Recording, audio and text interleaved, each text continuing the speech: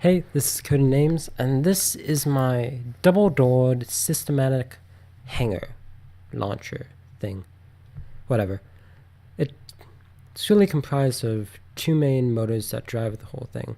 There's a black motor and a white motor.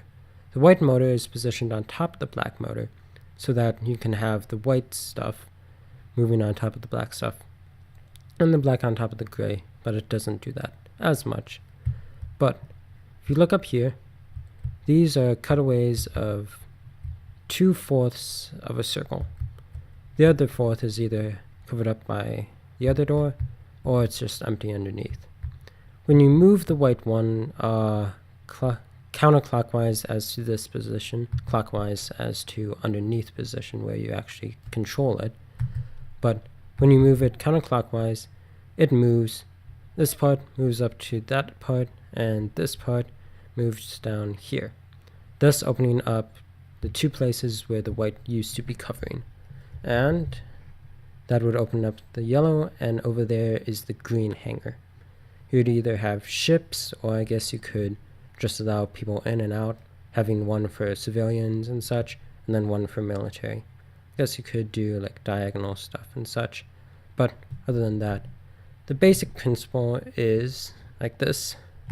This was actually my first one that I did. I did a trial of not putting the motors on top of each other, but actually putting them in line, both connected to the station. I started out as a station, so I didn't have to put gyros and electricity on it, because whenever you move a motor, it moves everything else in the opposing direction, like the laws of physics. But I came into difficulty with this because, if you notice, motors actually push up the blocks, which is really nice.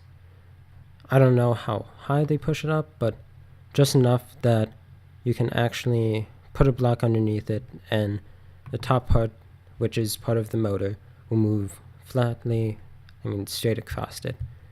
But with only having one motor height off of the blue part for the yellow part, you can't actually do that between yellow and red, because there's one motor part between yellow to blue and one motor part between red and blue, thus making it an equivalent of 0 motor parts in between yellow and red, which I solved over here with my nicer looking one by putting the motor of the white one on top of the motor of the black one. The black one is hidden underneath there, and if I get into the command seat of the white one, you can actually see this working.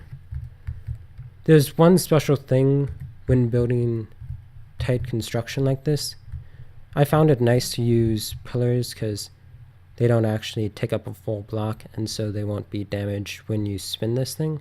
If there were to be a block there, there'd probably be some glitches, and it would do some damage and destruction of those blocks. Not complete destruction, but disruption, how about? And if I don't miss, work in progress. But I found out that if you're going to put a pillar next to a block, you need to put the pillar in first and then the block, because a pillar requires a full block of space and then gives up that full block of space so that the cube can use it next, or block. But here, if I press E, going clockwise on the inside, which is counterclockwise from the outside actually, but you can see we're moving, and you can start seeing empty space through the hole of green, I believe, and then the other side that's opening is yellow. So there's actually pillars that will stop this, and we'll have impact right there, and then we can start moving the black one. So this is where green and yellow would be open, and then you could continue moving once those two are emptied, especially in a fighter battle, I guess. But you can keep moving this, switching from green and yellow to red and blue. And then you can continue. I have, pillars.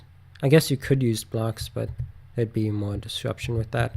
But I have prevention pillars, preventing it from turning more once it gets to this spot. And there we can't move anymore. So I'll get out and show you them. Mainly those pillars are there for closing it up. I guess in a different version you could go without them, and then just have these ones connecting between the white and the black one. Wrong way. These ones. This one on top of the black, but I didn't color that block. Only having these two, where the white can push the black, and then to close it all the way up, you can just move it counterclockwise from the inside, but clockwise from up here. Move this down, and then connect with the black, and then you could keep rotating. But this just makes it more flat and organized, that the black will stop when it hits that one, and thus stopping the white one if it be pushing it. And then to reverse it and close it, move the white in, that'll automatically close it, and then you can reset it to white being over green and yellow and black being over red and blue, because right now they're flipped. And then you can just move it back, and then this little rabbit, as they're called, will come into this pillar, thus stopping it and closing it off over the correct hangers, mini hangers I guess. But yeah, that's about it. Neat design, really like their motors. Really, well, actually I just realized you can use the arrow keys to designate speed, force, and braking torsion. But that's improving on my game playing.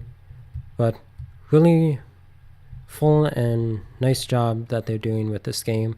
Still in development and working on a whole bunch of nice features such as multiplayer, and hopefully they'll get the turrets up on big ships soon.